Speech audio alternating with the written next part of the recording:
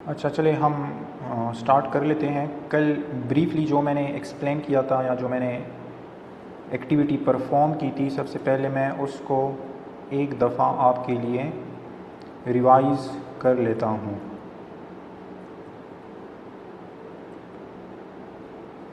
अच्छा, हमने स्टार्ट लिया था अपने जर्नल एंट्री से। मैंने यहाँ पे लिखी भी है कि हमने क्या क्या टास्क्स परफॉर्म किए थे। सबसे पहले हमने जर्नल एंट्रीज़ को रिकॉर्ड किया था। जर्नल एंट्रीज़ रिकॉर्ड करने के बाद हमने जनरल लेजर बनाया था।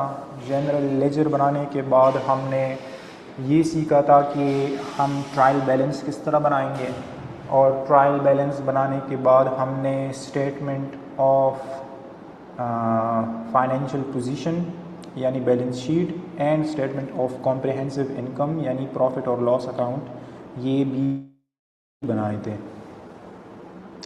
जर्नल एंट्रीज़ में मैंने आपको सिर्फ एक नई चीज़ सिखाई थी कि अगर आपके पास लिस्ट ऑफ डेटा हो तो आप एक सेल में उसका ड्रॉप डाउन किस तरह क्रिएट कर सकते हो, वो आज मैं इंशाल्लाह रिवाइज़ भी कर दूंगा। सेकेंडली, आपके पास अगर एक टेबल की फॉर्म में जर्नल एंट्रीज़ हो तो आपने उस पर पिवट टेबल किस तरह लगाना है, उसका शॉर्टकट भी मैंने बताया था। उसके बाद पिवट टेबल में हमने जो चेंजेस किए थे वो भी मैंने बताए थे कि हम सब टोटल्स रिमूव करेंगे। उसके बाद जो हमारा फॉर्मेट होगा उसको टेबुलर फॉर्म में ले आएंगे। उसके बाद डेट हमारे पास एक रो में शो होता था और एक स्किप होता था, तो हम किस तरह जो चीज़ स्किप होती हैं उसको रिपीट करेंगे। एंड फाइनली मैंने डेबिट क्रेडिट के साथ एक थर्ड कॉलम भी बनाया था जिसको मैंने बैलेंस का नाम दिया था, जिसमें मैं टोटल डेबिट से टोटल क्रेडिट्स माइनस कर रहा था।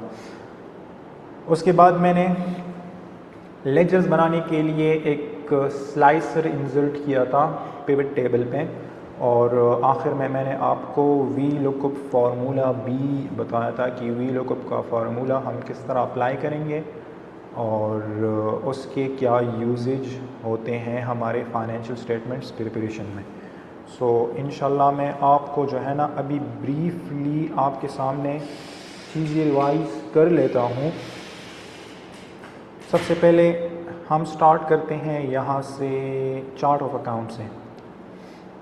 देखिए, हर एक बिज़नेस के, या अगर हम अकाउंटिंग की बात करें तो एज़ यू वुड नो कि फाइनेंशियल स्टेटमेंट्स के टोटल 5 एलिमेंट्स होते हैं: assets, liability, equity, expenses and income. फिर अकाउंट में सब अकाउंट्स होते हैं। अगर हम एसेट्स की बात करते हैं तो नॉन करंट एसेट्स भी होते हैं और करंट एसेट्स भी होते हैं। इसी तरह अगर हम लाइबिलिटीज़ की बात करते हैं तो नॉन करंट लाइबिलिटीज़ भी आती हैं और करंट लाइबिलिटीज़ भी आती हैं। इसके बाद एक्सपेंसेस भी हैं हमारे पास और इनकम भी है। इनकम में भी 2 टाइप्स हैं, एक को हम कहते हैं सेल्स और एक को हम कहते हैं अदर इनकम। सेल्स क्या है? वो इनकम जो हमारी बिज़नेस के प्राइमरी यानी मेन बिज़नेस एक्टिविटी से जो हम इनकम जनरेट करते हैं उनको हम सेल्स या रेवेन्यू कहते हैं, और जो इनकम हम जनरेट करते हैं फ्रॉम सेकेंडरी एक्टिविटीज़ उसको हम कहेंगे अदर इनकम। इसी तरह एक कॉन्सेप्ट होता है लेजर। लेजर क्या है कि आपके पास अपने बिज़नेस के जितने भी अकाउंट्स हैं, अगर आप उसकी एक्टिविटी देखना चाहते हो यानी डेबिट्स और क्रेडिट्स की मूवमेंट देखना चाहते हो, तो उसके लिए हम बनाते हैं जनरल लेजर्स बनाते हैं या टी अकाउंट्स बनाते हैं। अगर हम तमाम लेजर्स को एक जगह पे कंपाइल करते हैं या कंबाइन करते हैं तो उसको हम कहते हैं जनरल लेजर। और जनरल लेजर की क्लोजिंग बैलेंसेस को अगर हम एक जगह पे समराइज़ करते हैं तो उसको हम कहेंगे ट्रायल बैलेंस। और ट्रायल बैलेंस को फिर हम क्या करेंगे? लिंक करेंगे बैलेंस शीट एंड प्रॉफिट और लॉस यानी SOFP and statement of comprehensive income. तो ये जो मैंने कल एग्जाम्पल स्टार्ट किया था, मैंने क्या कहा था कि हमारे बिजनेस के डिफरेंट अकाउंट्स हैं हमारे बिजनेस के, इंडिविजुअल अकाउंट हैं और उसके सामने फिर मैंने क्या किया था, उसके सब अकाउंट्स मेंशन किए थे। फॉर एग्ज़ाम्पल कैश अकाउंट का कैपिटल, बैंक, इन्वेंट्री, क्रेडिटर्स। फिर एक क्रेडिटर नहीं है हमारे पास, मल्टीपल क्रेडिटर्स होंगे, तो हर एक क्रेडिटर का अपना एक इंडिविजुअल लेजर या टी अकाउंट हम मेंटेन कर रहे होंगे। इसी तरह अगर हमारे बिजनेस के 7 या 10 बैंक अकाउंट्स हैं तो हर एक बैंक का अपना एक लेजर मेंटेन हो रहा होगा। तो चार्ट ऑफ अकाउंट्स, इसका मतलब क्या है कि हमारे बिजनेस के जितने भी अकाउंट्स हैं उसको अगर हम एक जगह पे लिस्ट डाउन करें तो उसको हम कहेंगे चार्ट ऑफ अकाउंट्स। और अगर हम हर एक अकाउंट के अंदर ट्रांजैक्शंस देखना चाहते हैं तो उसको हम कहेंगे लेजर। ठीक है, अच्छा। चार्ट ऑफ अकाउंट से हमें सिर्फ ये पता चल सकता है कि इस बिजनेस के अकाउंट्स कितने हैं। अगर मैं अकाउंट के अंदर मूवमेंट, ट्रांजैक्शंस देखना चाहता हूं तो उसके लिए मैं क्या देखूंगा, जनरल लेजर देखूंगा। ठीक है, अच्छा। सबसे पहले जब मैं जर्नल्स रिकॉर्ड कर रहा था तो उसके लिए मैंने क्या किया था, मैंने ये कहा था कि फॉर एग्ज़ाम्पल मेरी ये मुश्किल हो जाएगा अगर मैं बार बार कैश लिखूं या कैपिटल लिखूं, क्योंकि हर एक ट्रांजैक्शन में या तो कैश हिट हो रहा होता है या बैंक। ठीक है, कैपिटल कभी कभार हिट होता है जब ओनर बिजनेस में पैसे इन्वेस्ट करता है। तो मैंने क्या कहा था कल कि अगर मैं एक काम करूं, अगर मैं डेटा पे जाऊं और डेटा में इधर मैं डेटा वैलिडेशन पे जाऊं और डेटा वैलिडेशन में मैं एनी वैल्यू पे लिस्ट सेलेक्ट करूं और फिर यहाँ पे मैं सोर्स सेलेक्ट करूं। अब वो मुझसे पूछ रहा है कि आपको कौन सा सोर्स मुझे दे दो ताकि मैं आपके लिए डिफरेंट लिस्ट्स क्रिएट कर लूँ। मैंने कहा ये जितनी भी सेल्स में जितना भी डेटा है उसकी मुझे ड्रॉप डाउन लिस्ट क्रिएट करके दे दूँ। मैं यहाँ पे ओके पे सेलेक्ट करूँगा तो उसने मुझे एक लिस्ट प्रोवाइड कर ली, cash, capital, bank, inventory, creditor. I hope सबसे पहले जो चीज़ मैंने कल एक्सप्लेन की थी उसमें कोई इशू नहीं होगा। ये मैंने यहाँ पे मेंशन भी किया है कि how to insert a list. मैं सबसे पहले डेटा टैब पे जाऊँगा, ये डेटा टैब है और डेटा टैब में मैं फिर कहाँ जाऊँगा, डेटा वैलिडेशन में। डेटा वैलिडेशन में मैं एनी वैल्यू की जगह लिस्ट सेलेक्ट कर लूँगा और यहाँ पे मैं सोर्स बता दूँगा तो वो मेरे लिए उस सोर्स जो डेटा होगा वहाँ से मेरे लिए लिस्ट जनरेट कर लेगा। ये मैंने डिफरेंट स्टेप्स भी लिखे हैं, डेटा टैब, उसके बाद डेटा वैलिडेशन, फिर लिस्ट, उसके बाद फाइनल स्टेप क्या होगा, सोर्स में ऐड कर लूँगा। ठीक है, अच्छा। उसके बाद मैं क्या करूँगा, उसके बाद अगर ये मेरे पास जनरल लेजर हैं तो उस पे मैं पिवट किस तरह इंसर्ट करूँगा, पिवट इंसर्ट करूँगा। ये थोड़ा उनके साथ अपडेट हो रहा होगा लाइव। हाँ, एक दफ़ा देख लो ना वीडियो पे।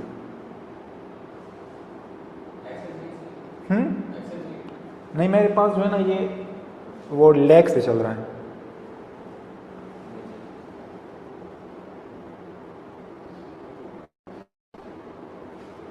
अच्छा जी, मैं सबसे पहले पिवट किस तरह इंसर्ट करूँगा, मैं यहाँ पे आऊँगा इंसर्ट पे और यहाँ पे पिवट टेबल लगा है और फिर मैं ओके प्रेस कर दूँगा। ठीक है, अगर आप कहते हो कि हमें शॉर्टकट बताओ तो शॉर्टकट के लिए मैं आपको क्या बताऊँगा, शॉर्टकट के लिए आपने प्रेस करना होगा टेबल को सेलेक्ट करने के बाद ऑल्ट फिर एन फिर वी और एंटर आप प्रेस कर लेंगे एंड ओके प्रेस करेंगे तो आपके पास एक पिवट टेबल जनरेट हो जाएगा। उसमें मैंने कौन से स्टेप्स फॉलो किए थे, सबसे पहले मैंने डेट सेलेक्ट किया था, डेट के नीचे मैंने अकाउंट सेलेक्ट कर लिया था, उसके बाद वैल्यूज़ में मैंने टोटल डेबिट्स और उसके बाद टोटल क्रेडिट्स मैंने सेलेक्ट कर लिए थे। अब मेरे स्क्रीन में कुछ डेटा शो हो रहा है वहाँ पे।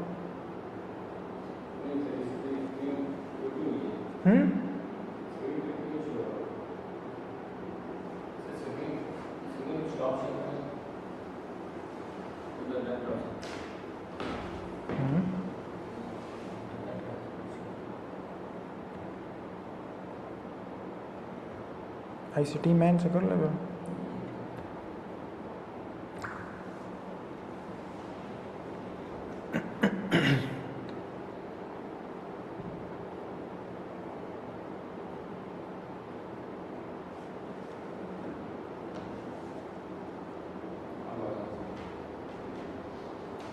वी लुक, अच्छा screen stuck, no sir screen stuck we can not see it. अच्छा चलो टेंशन ना लो, मैं थोड़ा रिपीट कर लेता हूँ। जहाँ से हमारा स्क्रीन स्टक हुआ था मैं वहाँ से जो है ना चीज़ें रिपीट कर लेता हूँ।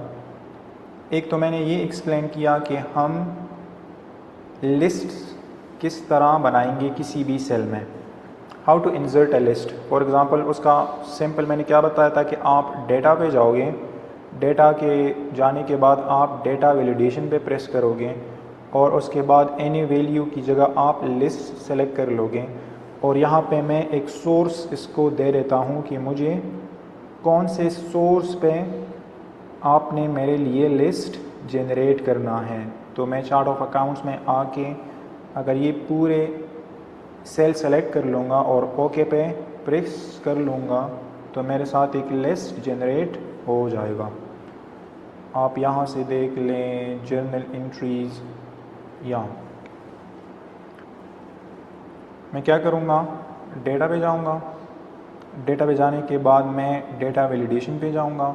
यहाँ पे मैं लिस्ट सेलेक्ट कर लूँगा और सोर्स में मैं चार्ट ऑफ अकाउंट्स पे जाके जो मेरे इंडिविजुअल अकाउंट्स हैं उन सब को मैं सेलेक्ट कर लूँगा एंड ओके पे प्रेस कर लूँगा। तो मेरे पास जितनी भी अकाउंट्स हैं उन सब का एक ड्रॉप डाउन क्रिएट हो जाएगा। यहाँ तक क्लियर है? ये सबसे पहले कल मैंने आपके लिए कोई नई चीज़ थी, टेक्निकल शायद हो सकता है उसको आप कह सकते हैं, एक्सेल में एक नई चीज़ थी जो आपने कल सीखी थी। सेकेंडली हमने क्या सीखा था कि अगर मेरे पास एक टेबल हो जनरल एंट्रीज़ का और उस पे मैं पिवट टेबल इंसर्ट करना चाहूँ तो मैं क्या करूँगा, ऊपर मैं इंसर्ट पे प्रेस करूँगा और पिवट टेबल पर प्रेस करके मैं ओके सेलेक्ट कर लूँगा तो मेरे पास एक पिवट टेबल जनरेट हो जाएगा। इसमें मैंने 4 स्टेप सिंपल फॉलो करने हैं। Step number 1 I have to select the date, step number 2 I have to select the account, उसके बाद मैं डेबिट्स सेलेक्ट कर लूँगा, उसके बाद सारे क्रेडिट्स सेलेक्ट कर लूँगा और उसके बाद मैं क्या करूँगा, मुझे एक और भी कॉलम चाहिए जिसमें मैं टोटल डेबिट से टोटल क्रेडिट्स माइनस करूँगा। तो उसके लिए मैं क्या करूँगा,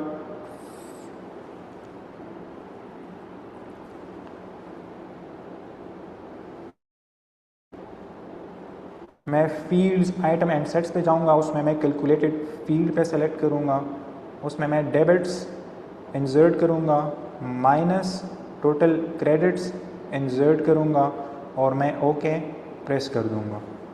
3 स्टेप्स हो गए। 4th स्टेप में मैं क्या करूँगा कि मैं जाऊँगा डिज़ाइन पर और सब टोटल्स पे जाकर मैं कहूँगा कि डू नॉट शो मी सब टोटल्स। ठीक है, उसके बाद मैं क्या करूँगा कि मैं रिपोर्ट लेआउट पे जाऊँगा और मैं कहूँगा कि मुझे टेबुलर फॉर्म में रिपोर्ट चाहिए। और 5th स्टेप में मैं क्या करूँगा कि मैं चाहता हूँ कि हर रो में मुझे डेट शो हो। तो यहाँ पे क्या शो हो रहा है कि एक रो में मेरे पास डेट शो हो रहा है और एक रो में डेट नहीं। तो उसके लिए मैं रिपोर्ट लेआउट पे जाकर रिपीट ऑल आइटम पे सेलेक्ट कर लूँगा तो मेरे पास हर एक रो में डेट शो हो जाएगा। ये अपनी आसानी के लिए मैं इस पे ये कॉमा लगा लेता हूँ ताकि मुझे पता चले। ठीक है, ये मैंने कहाँ लिखे हैं ये सारी स्टेप्स, यहाँ पे कि how to insert a pivot table. आप शॉर्टकट क्या करोगे, ऑल्ट प्रेस करोगे, उसके बाद एन, उसके बाद वी, और ये प्रेस करने से पहले आप पूरा सेलेक्ट करोगे क्या, टेबल जहाँ पे आप पिवट इंसर्ट करना चाहते हो। उसके बाद मैंने क्या किया, मैंने सब टोटल्स रिमूव कर दिए। उसके बाद मैंने क्या किया, मैं पिवट टेबल डिज़ाइन पे चला गया और उसको मैंने कहा कि मुझे टेबुलर फॉर्म में चाहिए।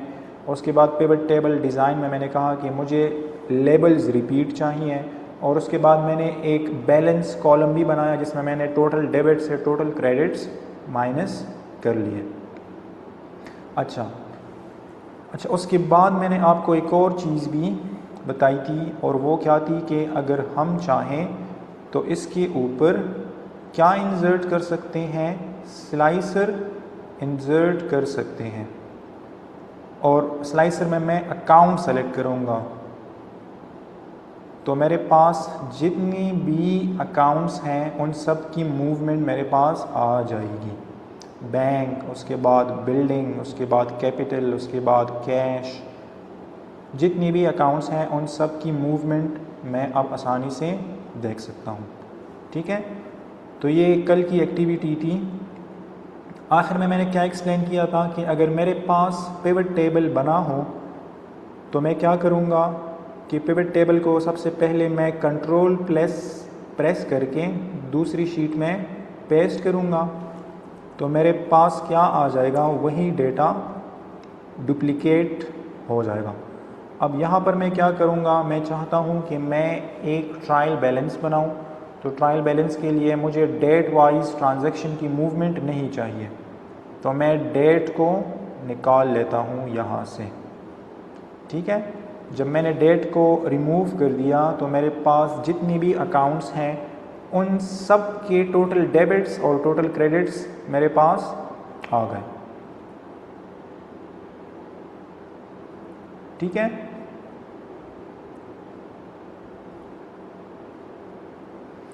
अच्छा,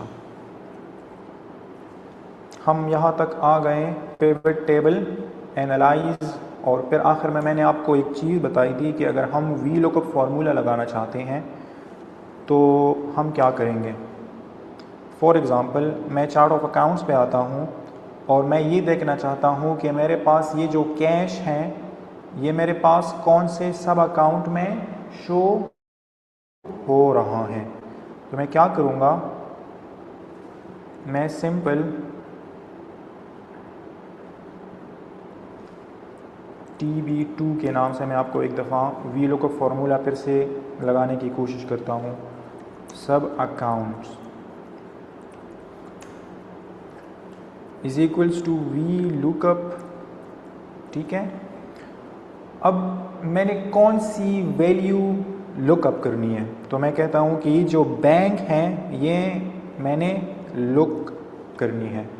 फिर मुझसे सेकेंडली वो पूछ रहा है कि मुझे टेबल बताओ जिसमें मैंने ये वैल्यू लुकअप करनी है। तो मैं कहता हूँ मुझे पता है कि चार्ट ऑफ अकाउंट्स में जो फर्स्ट रो है इसमें मैं उसको कह रहा हूँ कि मैंने वैल्यू लुक अप करनी है। ठीक है, अच्छा, इस स्टेज पे आके मैं क्या करूँगा कि मैं F4 प्रेस करूँगा। यहाँ पर मैं F4 प्रेस करूँगा ताकि मेरे पास जो सेल्स मैंने सेलेक्ट किए हैं वो फ्रीज़ हो जाए।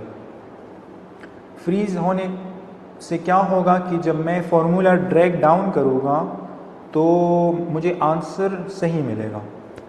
मतलब जो सेल्स मैंने सेलेक्ट किए हैं फॉर्मूला उन ही सेल्स में सिर्फ वो वैल्यू फाइंड करने की कोशिश करेगा, वो नीचे और सेल्स में वैल्यू फाइंड करने की कोशिश नहीं करेगा। तो मैंने बैंक उसको कहा कि मैंने बैंक फाइंड आउट करना है, और कौन से ये टेबल में फाइंड आउट करना है, मैंने कहा कि इन टेबल में मैंने बैंक फाइंड आउट करना है। उसके बाद मुझसे वो कह रहा है कि अच्छा मैंने बैंक फाइंड आउट कर लिया, अब मुझे बताओ आपको बैंक के सामने कौन से रो में जो फिगर लिखी हैं या जो डिस्क्रिप्शन में कुछ लिखा है आपको चाहिए। तो मैं कहता हूँ कि बैंक फर्स्ट कॉलम है, सेकंड कॉलम सब अकाउंट। मैं चाहता हूँ कि बैंक कौन से सब अकाउंट में फॉल कर रहा है, तो मैं यहाँ पे इंसर्ट करता हूँ 2 कि मुझे बैंक के सामने जो सेकंड रो कॉलम है उसमें बताओ कौन सी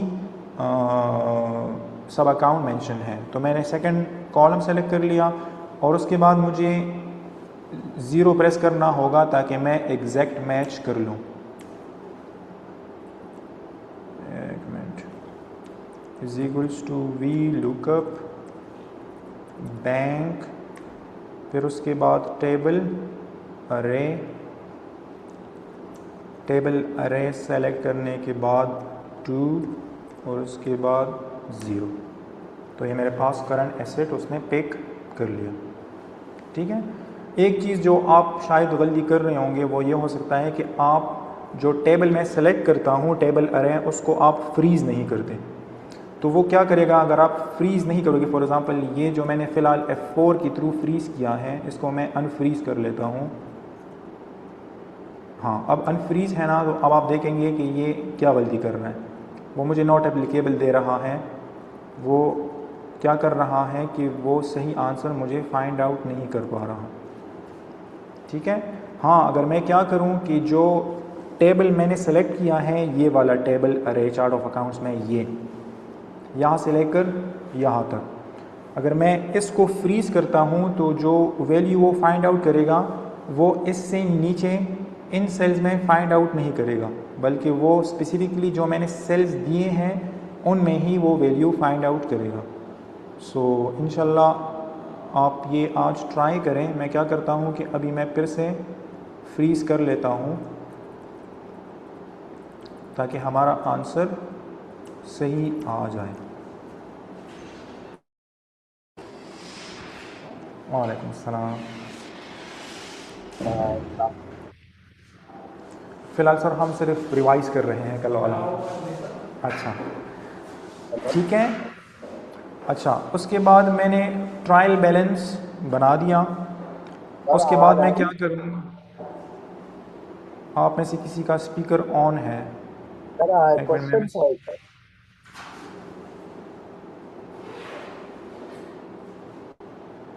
सवाल है सर। आप में से किसी का, एक मिनट, हाँ हाँ हाँ हाँ हाँ। आप में से किसी का स्पीकर ऑन है, अगर आपका कोई सवाल है काइंडली आप टाइप कर लें।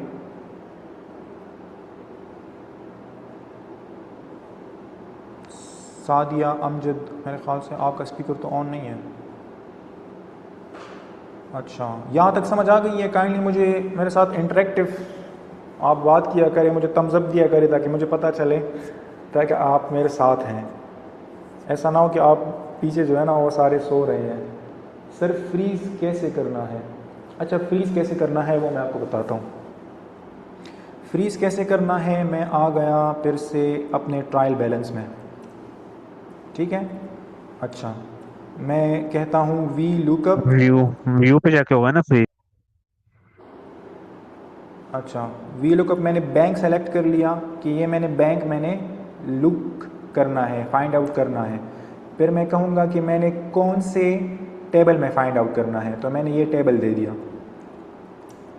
कि ये जो टेबल हैं जिसमें 2 कॉलम्स हैं और तकरीबन 15 रोज़ हैं, इसमें मैंने बैंक फाइंड आउट करना है। अब आपको बैंक तो आपने देख लिया कि 3rd नंबर सीरियल नंबर पर बैंक शो हो रहा है, उसने बैंक फाइंड आउट कर लिया। अब यहाँ पर मैं F4 प्रेस कर लूँगा, तो F4 से क्या हो जाएगा, आपके ये जो सेल्स हैं B4 से C19 तक ये सारी फ्रीज़ हो जाएंगे। F4 या डॉलर साइन जो आप देख रहे हैं ना, इससे फ्रीज़ हो जाते हैं। उसके बाद मैं कहूँगा कि बैंक के सामने जो 2nd नंबर कॉलम है उसमें जो भी वैल्यू या जो भी फिगर होगी वो मुझे फाइंड आउट कर लो। और उसके बाद अप्रॉक्सीमेट मैच या एग्जैक्ट मैच, उसको मैं कहूँगा कि मुझे एग्जैक्ट मैच चाहिए, तो मैं 0 प्रेस करूँगा और एंटर में प्रेस कर दूँगा। ठीक है। तो इस तरह आप क्या करोगे, आप फ्रीज़ कर सकते हो। उसके बाद मैंने क्या समझाया था कि हमारे पास स्टेटमेंट ऑफ, अच्छा एक मिनट, और कुछ समझ आ गई। F4 प्रेस करना है शॉर्टकट की, हाँ ठीक है, बिल्कुल उबैद सही कह रहा हूँ, F4 ही प्रेस करना है। उसके बाद हमारे पास एक दफ़ा ट्रायल बैलेंस बन गया, तो उसके बाद तो बिल्कुल सिंपल हिसाब है। हमें पता है कि बैंक हमारे लिए एसेट है।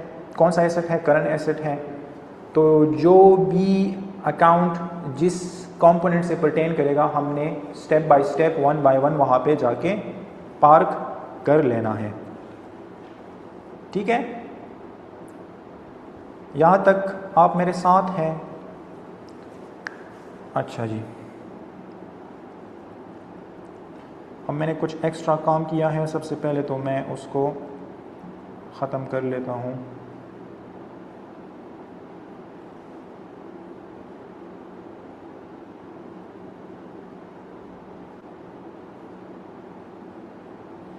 अच्छा जी,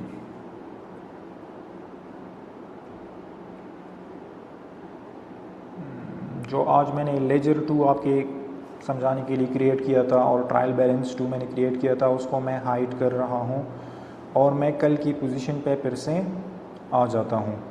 आखिर में हमने क्या किया था कि मैंने वी लुकअप फार्मूले के थ्रू अपने ट्रायल बैलेंस से वैल्यूज़ फाइंड की थी।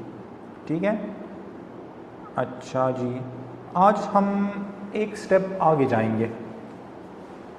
कल मैंने ये प्रेजेंट किया था कि हमारे पास नॉन करंट एसेट में बिल्डिंग है, लेकिन नॉर्मली हमारे पास नॉन करंट एसेट में मल्टीपल एसेट्स होंगे जिसको हम शो करते हैं एक ही नोट में, जिसको हम कहते हैं property plant and equipment. For example हमारे पास लैंड है, हमारे पास बिल्डिंग है, हमारे पास मशीनरी है, हमारे पास व्हीकल्स हैं। तो हम स्टेटमेंट ऑफ फाइनेंशियल पोजीशन के फेस पर सब कुछ शो नहीं करेंगे क्योंकि वो बहुत ज़्यादा जम्बल्ड अप हो जाएगा। ये जो आप नॉन करंट एसेट है, 2 3 4 का कॉम्बिनेशन है जी, ये सेट प्रैक्टिस है कि हर एक कॉम्बिनेशन में होते हैं, बिल्डिंग है, इक्विपमेंट है, प्लांट है, जी जी ये नॉन करंट है, जी। इसका सब पे क्लासिफाई होगा। यस, मतलब आपका सवाल ये है कि इन सब को मैं एक ही क्लास में प्रेजेंट करूँगा। फॉर एग्जाम्पल मेरे पास 5 बिल्डिंग है तो मैं बिल्डिंग 1, बिल्डिंग 2, बिल्डिंग 3 इस तरह प्रेजेंट। हाँ बिल्डिंग प्लांट, हाँ, जैसे ये नॉन करंट एसेट्स है, हमने एक भी मेंशन कर दी। हम इधर नॉन करंट एसेट्स में लिखेंगे नॉन करंट एसेट्स, नोट्स में आ जाएगा एबीसी, इतने प्लांट है, इतनी बिल्डिंग जी जी, है, इक्विपमेंट है, एग्जैक्ट ऐसा ही है। आज हमारा टास्क ही वही है कि हम नोट्स बनाना सीखेंगे, नोट्स बनाना सीखेंगे। इसी तरह अगर हमारे पास 7 बैंक अकाउंट्स हैं तो हम अपने करंट एसेट्स में 7 दफ़ा बैंक अकाउंट शो नहीं करेंगे, एक ही शो करेंगे और इस बैंक अकाउंट को हम लिंक करेंगे नोट्स के साथ। ठीक है, कल मैंने क्या किया था कि मैंने फाइनेंशियल स्टेटमेंट्स को डायरेक्ट लिंक किया था ट्रायल बैलेंस के साथ। नॉर्मली इस तरह नहीं होता, नोट्स लिंक होते हैं आपके ट्रायल बैलेंस के साथ और जो आपके फाइनेंशियल स्टेटमेंट्स का फेस है यानी बैलेंस शीट है या P&L है वो लिंक होते हैं आपके नोट्स के साथ। ठीक है, तो थोड़ा स्टेप बाय स्टेप समझ लेते हैं कि सबसे पहले एंट्रीज, जर्नल एंट्रीज, उसके बाद जनरल लेजर, जनरल लेजर के बाद ट्रायल बैलेंस, ट्रायल बैलेंस के साथ हमें लिंक करना होगा नोट्स और नोट्स को हम फिर लिंक करेंगे किसके साथ? Statement of financial position, statement of comprehensive income के साथ। ठीक है, अच्छा जी, तो हम स्टार्ट लेते हैं। अच्छा, आप इंडिविजुअल अकाउंट्स देख रहे होंगे, सब अकाउंट्स मैंने लिखे हैं। फ़िलहाल मैं क्या करता हूँ, मैं कहता हूँ कि अगर मैं फाइनेंशियल स्टेटमेंट्स ग्रुपिंग, अगर मैं आपको प्रैक्टिकल फाइनेंशियल स्टेटमेंट्स एक दफ़ा दिखा भी दूँ कि आपको थोड़ा फेमिलियर हो जाए कि हम क्या बनाने जा रहे हैं। अभी मैंने ये खोल दिया, ऑडिट खोल दिया, उसके बाद जून 25 पे चला गया और मैं खोल लेता हूँ फॉर एग्ज़ाम्पल किसी कंपनी के अकाउंट्स में खोल लेता हूँ स्टॉक एक्सचेंज से। तो ये आप देख रहे होंगे, अगर मैं ऊपर आ जाऊँ तो सबसे पहले आप क्या देख रहे होंगे, ये क्या है? Statement of financial position. ये उसमें नॉन करंट एसेट्स हैं हमारे पास, करंट एसेट्स हैं, फिर टोटल एसेट्स हैं, उसके बाद हमारे पास इक्विटी है और उसके बाद नॉन करंट लाइबिलिटीज़ हैं और उसके बाद करंट लाइबिलिटी है। और हर एक फाइनेंशियल स्टेटमेंट की लाइन आइटम के सामने नोट का रेफरेंस भी मेंशन है कि अगर किसी ने प्रॉपर्टी एंड इक्विपमेंट का फर्दर ब्रेकअप देखना है कि हमारे पास प्रॉपर्टी एंड इक्विपमेंट में फर्दर कौन कौन से एसेट्स हैं, तो वो नोट नंबर 7 में जाके देख ले। इसी तरह अगर हम प्रॉफिट और लॉस पे आते हैं तो इधर हमारे पास sales, cost of sale, advertising, admin expenses, profit before tax, income tax, profit for the year. हाँ, अगर कोई मज़ीद इन निटी-ग्रिटी में, डिटेल्स में, डिस्क्रिप्टिव नोट्स में जाना चाहता है तो उसके लिए हम क्या कहेंगे कि रेफर टू नोट फ्ला, एग्जैक्टली। ठीक है। अच्छा जी, मुझे 1 मिनट दे दें। तो आज का टास्क हम स्टार्ट करने जा रहे हैं इंशाअल्लाह। अच्छा जी, अच्छा, जो हमारा कैश अकाउंट होता है फाइनेंशियल स्टेटमेंट्स में, वो नॉर्मली हमारे पास शो हो रहा होता है। फ़िलहाल मैंने कैश और बैंक सेपरेट प्रेजेंट किया है, लेकिन नॉर्मली हमारे पास कैश एंड बैंक एक ही नोट होता है। ठीक है, तो इधर मैं शो कर लेता हूँ कैश एंड बैंक। अब मैं क्या करने जा रहा हूँ, मैं सिंपल ये करने जा रहा हूँ कि ये जो इंडिविजुअल अकाउंट्स हैं, ये जितनी भी अकाउंट्स थे, लेजर्स थे, ये मैं क्लोज करूँगा फाइनेंशियल स्टेटमेंट्स के फेस पर। ठीक है, तो मैं क्या कहता हूँ, फॉर एग्जांपल मेरे पास 2 क्रेडिटर्स के अकाउंट्स हैं, लेकिन इनको मैं फाइनेंशियल स्टेटमेंट्स के फेस पर एक ही जगह लिखूंगा, ट्रेड एंड अदर पेबल्स में। हाँ, ट्रेड एंड अदर पेबल्स का फर्दर नोट होगा, उस नोट में डिफरेंट मेरे पास सैलरी पेबल भी आएगा, मेरे पास पेबल टू क्रेडिटर्स भी आएगा, मेरे पास पेबल टू एफबीआर भी आएगा, मेरे पास पेबल टू गवर्नमेंट भी आएगा, उसमें ब्रेकअप शो हो रहे होंगे। तो फिलहाल मैं कहता हूँ कि जो इन्वेंट्री है ये मेरे पास फाइनेंशियल स्टेटमेंट्स के फेस पर इन्वेंट्री में शो हो रहे होंगे। जो क्रेडिटर्स हैं अल्फा लिमिटेड, बीटा लिमिटेड, ये एक ही क्रेडिटर अकाउंट में शो हो रहे होंगे। इसी तरह ये क्रेडिटर, उसके बाद डेटर मिस्टर अली, हमारे केस में एक डेटर है, लेकिन अगर हमारे एक डेटर तो नहीं होंगे, हमारे पास तो 100-200 जितने भी हैं, लेकिन फाइनेंशियल स्टेटमेंट्स में एक ही लाइन आइटम में वो शो हो रहे होंगे। सेल्स, मेरे पास 100 से ज़्यादा कस्टमर्स हैं, लेकिन सेल मेरे पास एक ही जगह पे, तो मैं लिख लेता हूँ sales. Cost of goods sold, cost of goods sold में, हाँ, ऑफिस एक्सपेंसेस, एंटरटेनमेंट एक्सपेंसेस, ये मेरे पास फाइनेंशियल स्टेटमेंट्स में एडमिन एक्सपेंसेस में शो हो रहे होंगे। एडमिन एक्सपेंसेस के सामने नोट का रेफरेंस होगा, अगर कोई नोट के रेफरेंस में जाएगा तो वहाँ पे उसको एडमिन एक्सपेंसेस का ब्रेकअप मिल जाएगा कि इंश्योरेंस कितना है, रेंट कितना है, ठीक है, एंटरटेनमेंट कितना है, ऑफिस सप्लाइज, प्रिंटिंग, स्टेशनरी। तो ऑफिस एक्सपेंसेस के सामने मैं एफएस ग्रुपिंग में लिख लेता हूँ एडमिन एक्सपेंसेस। इसी तरह एंटरटेनमेंट, सैलरी भी मेरे पास एडमिन में आएगी, रेंट एडमिन में। टैक्स एक्सपेंस मेरे पास फाइनेंशियल स्टेटमेंट्स के फेस में करंट टैक्स में आ जाएगा, और टैक्स पेबल मेरे पास ट्रेड एंड अदर पेबल्स में शो हो रहा होगा। बिल्डिंग मेरे पास फाइनेंशियल स्टेटमेंट्स के फेस पर प्रॉपर्टी एंड इक्विपमेंट में शो हो रहा होगा, जितनी भी प्रॉपर्टी एंड इक्विपमेंट है मेरे पास। बैंक मेरे पास शो हो रहा होगा कैश एंड बैंक में। कैपिटल मेरे पास कैपिटल में ही शो होगा, शेयर कैपिटल में कह सकता हूँ, शेयर कैपिटल के नोट में। और कैश भी मेरे पास कैश एंड बैंक में शो हो रहा होगा। ठीक है, अभी हम स्टेप बाय स्टेप स्टार्ट करते हैं, आपको इंशाल्लाह समझ आ जाएगी। मैं क्या करता हूँ कि मेरे पास फॉर्मेट ऑलरेडी है नोट्स के, या तो मैं ये कर सकता हूँ कि एक नया शीट खोलूँ और यहाँ पे step by step notes banana start कर लूँ। फॉर एग्जांपल ये शीट मैंने ओपन कर दिया, मैं पेज लेआउट पे जाऊँगा और जो मेरे पास ग्रिड लाइंस शो हो रहे होते हैं मैं नॉर्मली इसको हाइड कर लेता हूँ। तो मैं जो ग्रिड लाइंस हैं इसको अनटिक कर लेता हूँ। फिर मैं क्या करूँगा कि जितनी भी मेरे पास लाइन आइटम्स हैं इन सब के हम अभी क्या बनाने जा रहे हैं, नोट्स। ठीक है, हर एक का अपना नोट होगा, लेकिन just to save time normally हम फॉर्म्स में भी क्या करते हैं कि एक ही फॉर्मेट को हम लेके चल रहे होते हैं, मतलब इतनी मेहनत करने की ज़रूरत नहीं है। तो मैं क्या करता हूँ, जो हमारे पास ऑलरेडी फॉर्मेट बना है उसको मैं मूव कर लेता हूँ इन एक्सेल शीट के अंदर। अच्छा जी, मुझे आप 1 मिनट दे दें।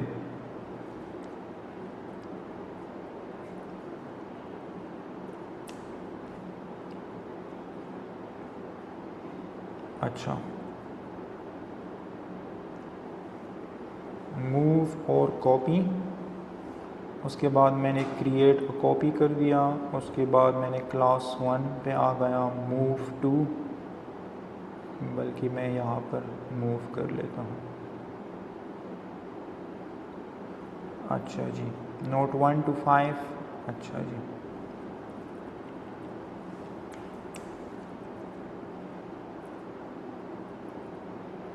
फ़िलहाल इसको मैं हाइड कर लेता हूँ।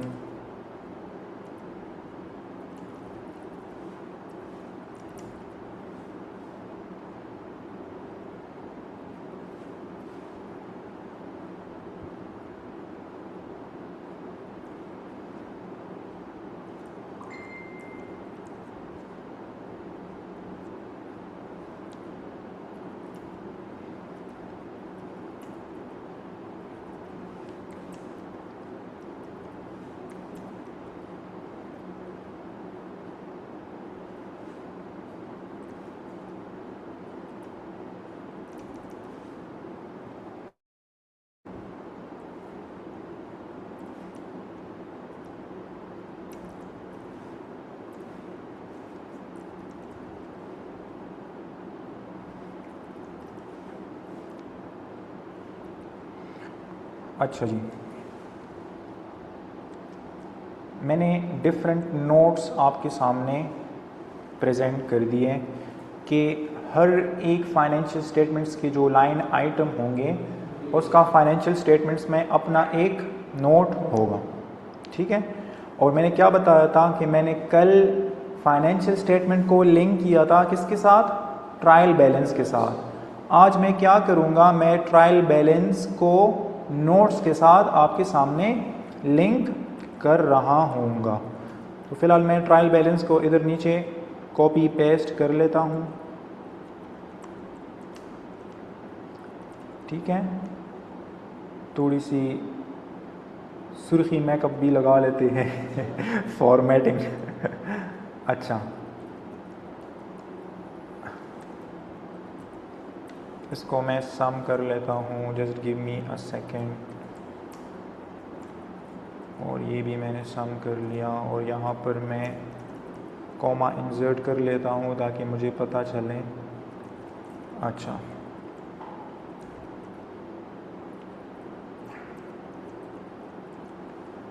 अच्छा,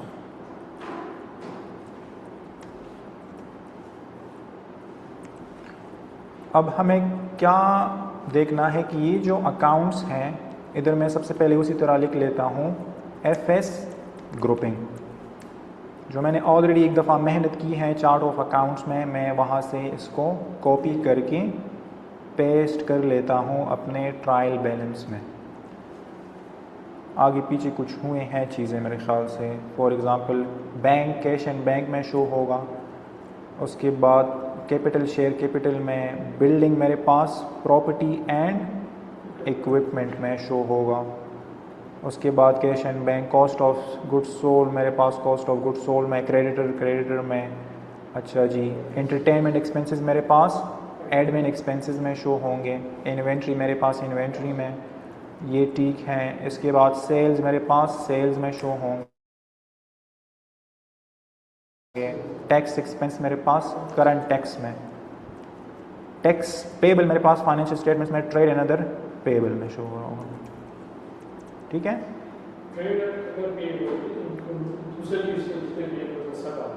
यस, मतलब वो एक क्लास है, क्लास ऑफ पेबल्स, उसमें फिर मल्टीपल हेड्स शो हो रहे होते हैं। और इधर मैं लिखूंगा कि हमारे पास नोट्स में किस नाम से ये चीज़ें आ रही होंगी। अच्छा, ये फ़िलहाल हमारे पास एक ट्रायल बैलेंस बन गया।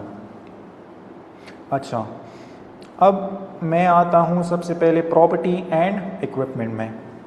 तो मैं निकल जर्नल एंट्रीज़ में, आपको अगर याद हो हमने क्या किया था कि अगर मैं इधर आ जाऊँ बिल्डिंग पे, तो हमने 450,000 का एक बिल्डिंग परचेज़ किया था, और वही लेजर से मेरे पास मूव होके मेरे पास ट्रायल बैलेंस में भी अगर हम बिल्डिंग देख लें तो ये 450,000 का शो हो रहा है।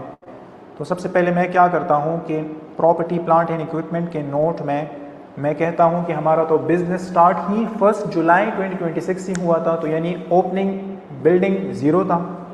ठीक है, मैं क्या कहता हूं कि हमने एक बिल्डिंग अक्वायर किया है, परचेज किया है, तो मैं बिल्डिंग एडिशंस में लिंक कर लेता हूं यहाँ पे 450,000 को। ठीक है, क्या हमने एक महीने में कोई बिल्डिंग डिस्पोज किया था जो कल हम ट्रांजैक्शंस देख रहे थे? नहीं।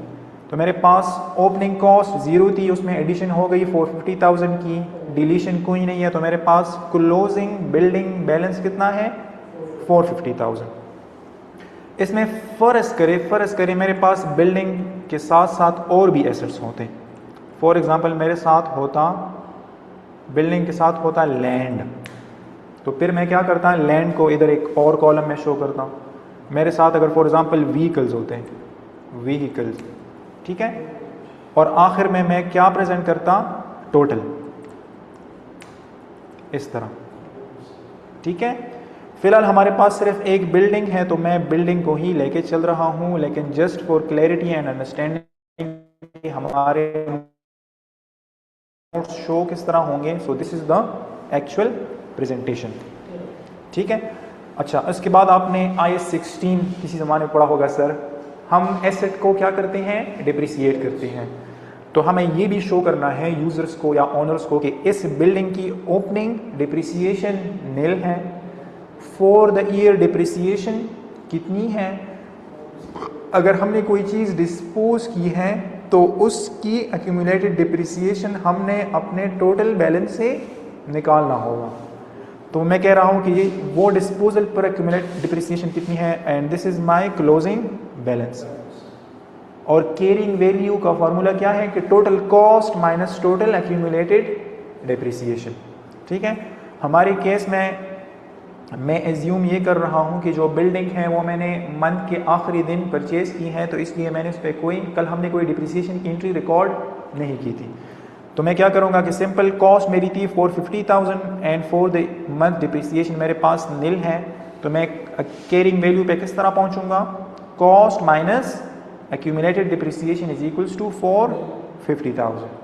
ठीक है, मतलब मेरी कॉस्ट बराबर है मेरी कैरिंग वैल्यू के। उसके बाद मैंने ये भी शो करना है कि मैंने जो एसेट परचेज किए हैं मैं उसको किस रेट पर डिप्रिसिएट कर रहा हूँ। तो हर एक एसेट के नीचे मैं उसका डिप्रिसिएशन रेट भी मेंशन करूँगा, which is the requirement of IAS 16। ये डिटरमिन कैसे करते हैं डिप्रिसिएशन रेट? ये कंपनी की अपनी पॉलिसी होती है। फॉर एग्ज़ाम्पल यूज़फुल लाइफ क्या है कि पहले दिन जब एंटिटी एसेट परचेज करती हैं तो वो एक अंदाज़ा लगाती है कि इस गाड़ी को मैंने कितने साल चलाना है। अगर मैंने 10 साल एक्सपेक्टेशन लगाई है तो फिर मेरी डिप्रिसिएशन रेट होगी 10%। अगर मैंने एक्सपेक्टेशन ये लगाई है कि मैं सिर्फ 5 साल के लिए इस गाड़ी को यूज़ करूँगा तो फिर मेरी डिप्रिसिएशन रेट होगी 20%। तो ये कंपनी के अपने एस्टीमेट्स होते हैं, जजमेंट्स होते हैं, जिसकी बेस पर हम डिप्रिसिएशन रेट डिटरमिन करते हैं। तो सबसे पहले मैं क्या कर रहा हूँ कि जो बिल्डिंग है इसको मैं अब बिल्डिंग की जगह क्या लिखूँगा? Property and equipment. और ये जो 450,000 मैंने कल लिंक किया था ट्रायल बैलेंस के साथ, आज मैं उसको लिंक करूँगा किसके साथ? इसके साथ, प्रॉपर्टी एंड इक्विपमेंट के नोट के साथ। क्लियर? अच्छा, उसके बाद मेरे पास कैश एंड बैंक बैलेंस। तो मेरे पास कुछ पैसे कैश में भी थे और कुछ बैंक में भी थे। हमने यूज़र्स को यानी ओनर्स को ये भी दिखाना है कि मेरे पास जो बैंक में पैसे हैं उसमें से कितने मेरे करंट अकाउंट में पड़े हैं और कितने सेविंग अकाउंट में। इनफैक्ट मुझे एक और भी नोट डालना चाहिए, जो रिक्वायरमेंट है कि जो सेविंग अकाउंट में मैंने इंटरेस्ट इनकम अर्न की है तो मैंने किस प्रॉफिट रेट पे अर्निंग की है, ये भी मुझे डिस्क्लोज करना चाहिए। मतलब इतने माइक्रो लेवल पर जाकर मैं जो है ना अपने डिस्क्लोजर प्रेजेंट कर रहा हूँ। तो मुझे पता है कि कैश इन हैंड में आऊँगा ट्रायल बैलेंस में, और यहाँ पे मैं देख लेता हूँ कि कैश इन हैंड मेरे पास है 2385,000। उसके बाद मैं एज्यूम करता हूँ कि मेरे साथ जो अकाउंट था बैंक अकाउंट वो था करंट अकाउंट। तो मैं ट्रायल बैलेंस में आकर बैंक देख ले, बैंक में कितना पैसा पड़ा है 680,000। और सेविंग अकाउंट में कोई बैलेंस नहीं है. So my total balance in bank is 680,000 and my total balance in my cash is through 2.3 million almost 2385000. So मेरे पास total cash and bank balance कितना है 3065000. इधर मुझे एक और सब नोट भी इंक्लूड कर लेना चाहिए कि फॉर एग्जांपल मेरे पास PKR के अकाउंट्स हैं और मेरे पास डॉलर्स के कितने अकाउंट्स हैं. नॉर्मली एंटिटीज डिस्क्लोज करती हैं. तो फॉर एग्जांपल मैं ये भी डिस्क्लोज कर सकता हूँ कि मेरे पास ये जो टोटल बैंक में पैसे पड़े हैं 680,000 वो सारे PKR में हैं. मेरे पास कोई कैश अकाउंट नहीं है. ठीक है. अभी तक हमने 2 नोट्स प्रेजेंट कर दिए, एक प्रॉपर्टी एंड इक्विपमेंट, और अभी तक जो मेरे पास bank and cash 2 separate line item show हो रहे होंगे. अब मैं उसको क्या कर लेता हूँ, उसको एक ही जगह पे कैश एंड बैंक में क्लोज कर लूँगा और यहाँ पे मैं लिंक लगाऊंगा अब ट्रायल बैलेंस के साथ नहीं बल्कि नोट के साथ. ठीक है. तो अभी तक हमने कैश एंड बैंक कर दिया और उसके बाद हमने प्रॉपर्टी एंड इक्विपमेंट भी कर दिया. उसके बाद मैंने स्पेसिफिकली लिखा है डेटर मिस्टर अली, लेकिन एज आई एक्सप्लेन अर्लियर ये तो मैंने सिर्फ 10 ट्रांजैक्शन लिखे थे और मैंने सिर्फ एक बंदे को उधार पर गुड्स सेल किए थे. मेरे तो 1000 से भी ज़्यादा कस्टमर्स हो सकते हैं. तो मेरे पास जो डेटर है मिस्टर अली उसका बैलेंस कितना है 9 लाख. तो सबसे पहले मैं क्या करूँगा कि यहाँ पर डेटर का एक नोट आ जाएगा और मैं क्या लिखूँगा, इसको लिंक करूँगा अपने ट्रायल बैलेंस के साथ. कितना बैलेंस है डेटर मिस्टर अली का 9 लाख. ठीक है. अभी मुझे ये प्रेजेंट करना चाहिए डिस्क्रिप्टिव नोट्स में. मैं एक डिस्क्रिप्टिव नोट भी ऐड कर लेता हूँ अज्यूमिंग कि ये मैं फाइनेंशियल स्टेटमेंट्स बना रहा हूँ ICT बिजनेस स्कूल के. तो मैं मेंशन कर लेता हूँ कि debtors represents amount receivable from students and corporate clients in respect of course fee for taxation training program. मैंने ऊपर मेंशन किया है कि मैं फाइनेंशियल स्टेटमेंट्स बना रहा हूँ institute of corporate and taxation के, जो टैक्सेशन सर्विसेज प्रोवाइड करती है डिफरेंट एंटिटीज़ को. ठीक है. अभी तक हमने 3 नोट्स कंप्लीट कर लिए हैं. नंबर 1 कौन सा था, property and equipment. Number 2 cash and bank. And number 3 मैं इधर लिख लेता हूँ सिर्फ डेटर, और डेटर को मैं लिंक कर लूँगा ट्रायल बैलेंस में. ट्रायल बैलेंस के साथ नहीं बल्कि मैं नोट्स के साथ उसको लिंक कर लेता हूँ 9 लाख. ठीक है. उसके बाद मेरे पास जो इन्वेंट्री है उसका भी अपना एक नोट ओपन होगा. इसके साथ मैं रेफरेंसिंग भी कर लेता हूँ कि जो मेरा प्रॉपर्टी एंड इक्विपमेंट नोट है, अगर कोई देखना चाहे तो वो जाके नोट नंबर 6 को देख ले. ठीक है. उसके बाद अगर कोई कैश एंड बैंक का फर्दर नोट देखना चाहता है, ब्रेकअप देखना चाहता है, तो वो जाके नोट नंबर 7 को देख लें. उसके बाद अगर कोई डेटर्स को देखना चाहता है तो वो जाकर नोट नंबर 8 को देख लें. अभी हम पहुंच गए हैं सर इन्वेंट्री पे. मैंने सर ये एज्यूम किया है कि हम फाइनेंशियल स्टेटमेंट्स बना रहे हैं. Just give the cell reference. मैं क्या कर रहा हूँ, सेल रेफरेंस लिंक किस तरह लगा रहा हूँ, यहाँ पर मैं इज इक्वल्स टू लगाऊंगा और जिस शीट पे जाके मैं लिंक कर रहा हूँ, फॉर एग्जांपल 6 to 15 नोट्स मेरे पास इस शीट में आ रहे हैं, मैं यहाँ इसके साथ लिंक करके प्रेस यस, एग्जैक्टली यही प्रोसेस है. मैंने सर ये एज्यूम किया है कि हम फाइनेंशियल स्टेटमेंट्स बना रहे हैं किसके, ICT बिजनेस स्कूल के या institute of corporate and taxation के, जो डिफरेंट टैक्सेशन सर्विसेज प्रोवाइड कर रही हैं.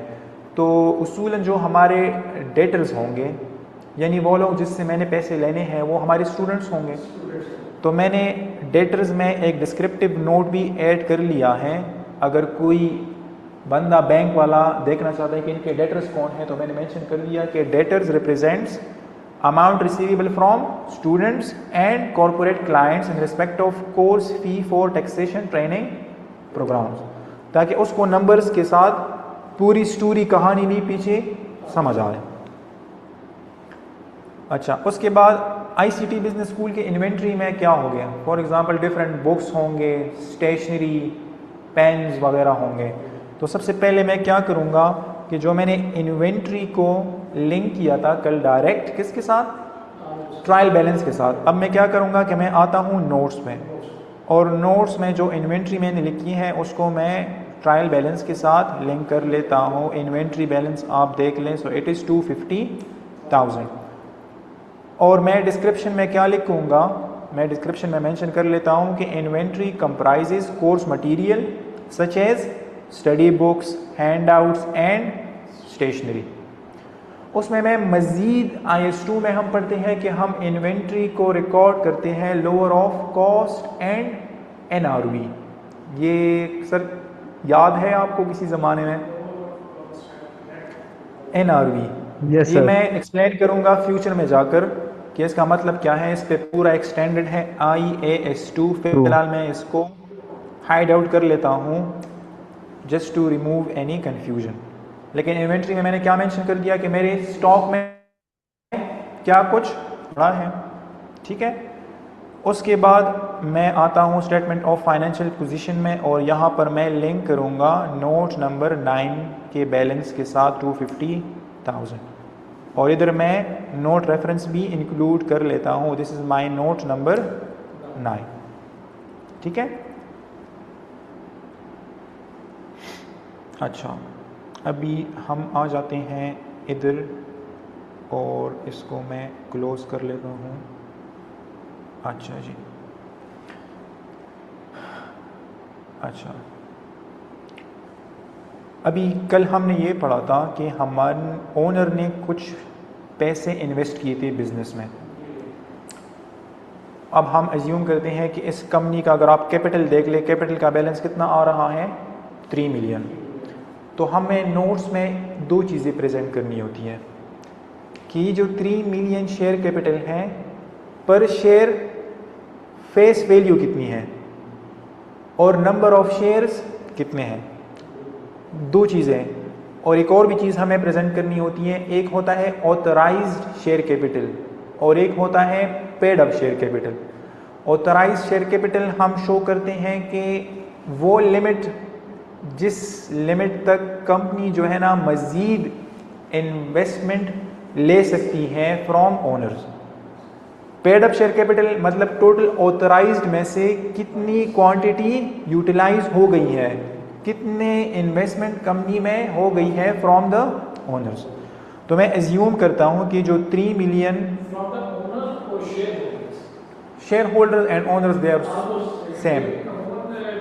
शेयर होल्डर्स हम टर्म यूज करते हैं in case of company, yes yes exactly. तो मुझे टेक्निकली शेयर होल्डर टर्म ही यूज़ कर लेना चाहिए, ठीक है। तो हम अज्यूम करते हैं कि मेरे पास कंपनी के टोटल 30,000 शेयर्स हैं और फेस वैल्यू एक शेयर की है 100। सो अगर मैं 300,000 को 100 से मल्टीप्लाई कर लेता हूँ, सो आई अराइव एट 3 मिलियन। अब मैं आ जाता हूँ अपने शेयर कैपिटल के नोट में। शेयर कैपिटल में मैंने क्या मेंशन किया है कि 30,000 ordinary shares of RS 100 each, और इसको मैंने मेंशन किया है ऑथराइज शेयर कैपिटल में। तो इधर मैं लिख लेता हूँ 30,000 इंटू 100, सॉरी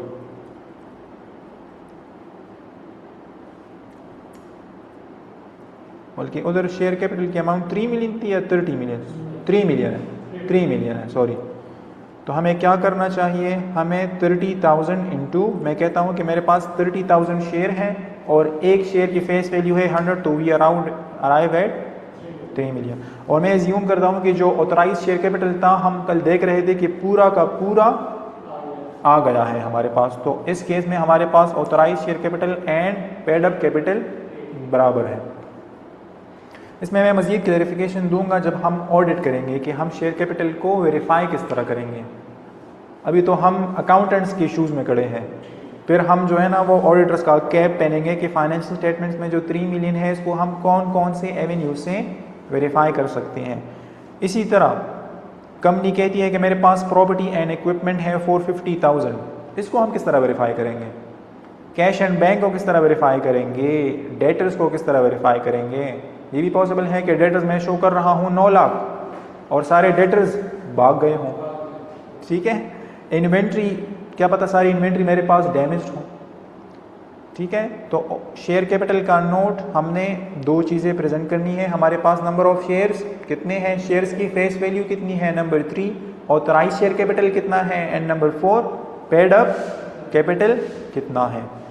तो मैं यहाँ पे आकर इसको मैं अपडेट कर लेता हूँ शेयर कैपिटल के नोट को, और इस 3 मिलियन को अभी मैं लिंक कर दूंगा विद नोट नंबर 11। इधर मैं नोट रेफरेंस भी अपडेट कर लेता हूँ because this is my note number 11। उसके बाद मैं आता हूँ करंट लाइबिलिटीज़ पे। करंट लाइबिलिटीज़ में मेरे पास फ़िलहाल फेस पे शो हो रही हैं creditor alpha and creditor beta, लेकिन उसूलन मुझे एक ही लाइन आइटम शो कर लेना चाहिए जिसका नाम क्या होगा, ट्रेड एंड अदर पेबल्स। और ट्रेड एंड अदर पेबल्स का एक नोट होगा जिसमें मेरे जितनी भी लाइबिलिटीज़ होंगे वो मैं प्रेजेंट कर रहा हूँगा। ट्रेड एंड अदर पेबल का नोट नंबर 10 है, ठीक है। अच्छा जी, मैं ट्रेड एंड अदर पेबल के नोट पे जाता हूँ और यहाँ पर मेरे पास जितनी भी क्रेडिटर्स हैं उनको मैं लिंक कर लेता हूँ अपने ट्रायल बैलेंस के साथ।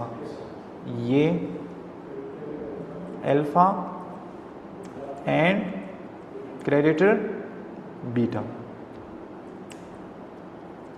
तो मेरे पास 1.5 मिलियन के टोटल क्रेडिटर्स हैं और मैं स्टेटमेंट ऑफ फाइनेंशियल पोजीशन के फेस से क्या करूँगा, अब जाकर लिंक कर लूँगा इसको, ठीक हो गया सर। अब हमारे पास एक चीज़ रह गई है, हमने अभी तक स्टेटमेंट ऑफ फाइनेंशियल पोजीशन के जितने भी नोट्स थे वो सारे कंप्लीट कर लिए हैं with the exception of tax. हमारे पास टैक्स का भी एक नोट होगा जिसमें हम ब्रेकअप शो करेंगे कि हमारा करंट टैक्स कितना है और हमारे पास डेफर्ड टैक्स कितना है, लेकिन ये हम P&L के पर्सपेक्टिव से शो करते हैं। हमारे पास जो दूसरी साइट पर है बैलेंस शीट, ये टैक्स पेबल में शो करूँगा, ये उसूलन मुझे ट्रेड एंड अदर पेबल्स में ही शो कर देना चाहिए।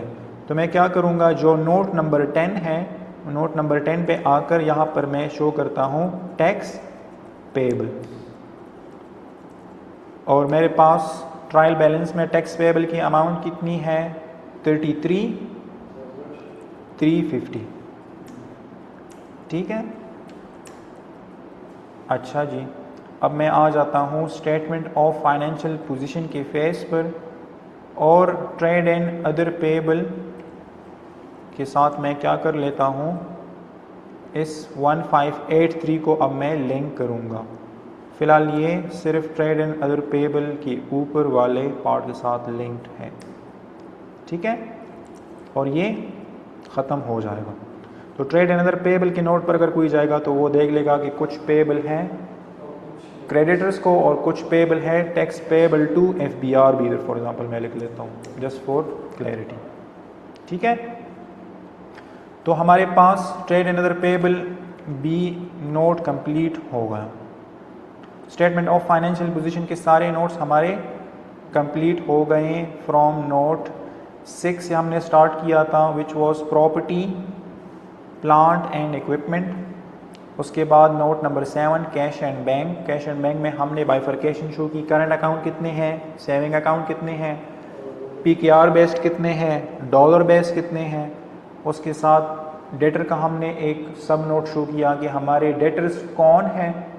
इसमें हम फर्दर ये भी प्रेजेंट करते हैं, वो जो थोड़ा एडवांस है, कि एजिंग ऑफ डेटर्स, कि कौन से डेटर से कितने टाइम से अमाउंट ड्यू है। फॉर एग्जांपल अगर इस 9 लाख को मैं ब्रेक डाउन करूं कि मेरे पास 4 लाख इतने इस तरह अमाउंट है जो 30 डेज से ड्यू है, और 2 लाख जो है ना वो फॉर एग्जांपल 30 to 60 डेज में ड्यू है, और उसके साथ जो रिमेनिंग बैलेंस है वो फिर मेरे साथ 60 to 90 डेज। तो मतलब मैं मज़ीद भी इसको ब्रेक डाउन कर सकता हूँ। इन्वेंट्री 7.1 जी जी ये आ रहा है जी ये 7.1 एंड 7.2 होना चाहिए 7.2 कर लेते हैं। ये 7.1 एंड 7.2 यूएस डॉलर 7.2 हाँ यस तो इसलिए $2 होगा $, हाँ यस मेरे ख्याल से यस यस 7.1 जी जी ये फिर इसमें कोई रॉक एंड मतलब वो हार्ड एंड फास्ट रूल नहीं है फिर अब अकाउंटेंट जिस तरह कंफर्टेबल फील करता है लेकिन यू आर राइट हाँ हाँ जी हाँ हाँ बिल्कुल एग्री एग्री ठीक है। उसके बाद हमने ट्रेड एंड अदर पेबल का नोट बना दिया। उसके बाद हमने शेयर कैपिटल और ट्रेड एंड अदर पेबल में भी मैं एक सब नोट इंक्लूड कर लेता हूँ जिसमें मैं ये मेंशन करूँगा कि ट्रेड एंड अदर पेबल में जो फॉर एग्जांपल ये जो क्रेडिटर्स हैं इस इधर मैं शो कर लेता हूँ 10.1। तो 10.1 के सब नोट में लोगों को पता चल जाएगा कि इसमें कौन कौन से लोग हैं। इसमें हमारे सप्लायर्स हैं, वेंडर्स हैं, प्रिंटिंग वाले कुछ लोग हैं, उसके बाद स्टेशनरी है, यूटिलिटीज़ हैं एंड अदर एडमिनिस्ट्रेटिव सर्विसेज। जो भी लोग हैं जिससे मैंने नॉर्मल बिजनेस ऑपरेशंस में कुछ सामान या सर्विसेज लिए होंगे जिनको मैंने अमाउंट पे करनी है फ्यूचर में। शेयर कैपिटल का भी हो गया। अब हम स्टार्ट करेंगे स्टेटमेंट ऑफ कॉम्प्रिहेंसिव इनकम के नोट्स को। सबसे पहले सेल्स का नोट मैं जाके आ जाता हूँ इधर। सेल्स मेरे पास कितने थे कल हमने ट्रायल बैलेंस में भी देखे थे। मेरे पास सेल्स टोटल थे ये 1.9 मिलियन। और सेल्स में मैंने क्या लिखा है कि sales represent fee earn by the institute from provision of taxation related training. मतलब हमारा काम क्या है, हम ओनर्स या यूजर्स को बताना चाहते हैं कि ये जो पैसे हम बना रहे हैं या हम डिफरेंट टैक्सेशन के कोर्सेज सेल कर रहे हैं। इस टाइम इंस्टीट्यूट की जब बनाई तो रेवेन्यू नहीं होना चाहिए। Yes exactly not sales. Yes agree. जब बिजनेसेस या कंपनीज ट्रेडिंग में इन्वॉल्व होती हैं तो उस केस में सेल्स लिखते हैं। ये क्या है, हम तो एक सर्विस ओरिएंटेड कंपनी है तो हमें उसूलन इधर रेवेन्यू लिखना चाहिए और कॉस्ट ऑफ गुड्स सोल्ड की बजाय हमें लिखना चाहिए cost of services. Yes yes ठीक है। अच्छा तो हम क्या करेंगे कि रेवेन्यू को लिंक कर लेंगे अपने रिलेवेंट नोट के साथ और हम रेफरेंस में लिख देंगे कि ये नोट नंबर 13 है। इफ़ समवन वांट्स तो वो जाकर नोट नंबर 13 में देख ले। उसके बाद कॉस्ट ऑफ गुड्स सोल्ड का नॉर्मली कोई नोट नहीं होता, बट इफ़ यू वांट तो उसका भी सब नोट डाल सकते हो। फ़िलहाल मैंने जो है ना अपनी क्लास के लिए मैंने कोई नोट इंक्लूड नहीं किया तो इसको मैं डायरेक्टली ट्रायल बैलेंस के साथ लिंक कर लेता हूँ। So revenue minus cost of service is equals to gross profit. फिर जो मैंने एडमिन एक्सपेंसेस कल 4 डिफरेंट लाइन आइटम्स में लिखे थे, आज मैं क्या करूँगा उनको एक ही लाइन आइटम में मेंशन कर दूंगा और उसको एडमिन एक्सपेंसेस के नोट के साथ जाकर लिंक कर दूंगा। एडमिन एक्सपेंसेस का नोट ये है और एडमिन एक्सपेंसेस में फर्दर फिर मैं ब्रेकअप शो करूंगा कि एंटरटेनमेंट एक्सपेंसेस कितने हैं, तो जाके इसको मैं ट्रायल बैलेंस के साथ लिंक कर लेता हूँ। ऑफिस एक्सपेंसेस मेरे कितने हैं, ऑफिस एक्सपेंसेस मेरे थे 160,000। उसके बाद सैलरी मेरी थी 2,10,000 और उसके बाद रेंट मेरा था 160,000। तो मेरे टोटल एडमिन एक्सपेंसेस 6 lakhs। ठीक है ओके।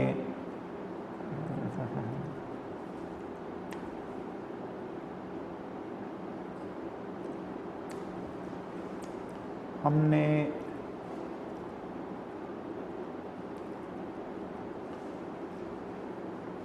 एक मिनट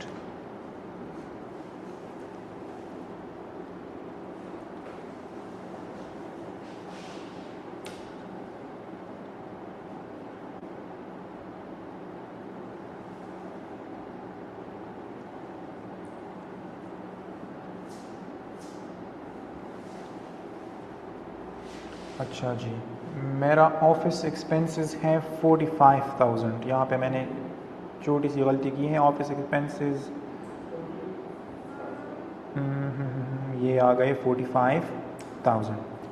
तो मेरे टोटल एडमिन एक्सपेंसेस बन गए 4,85,000।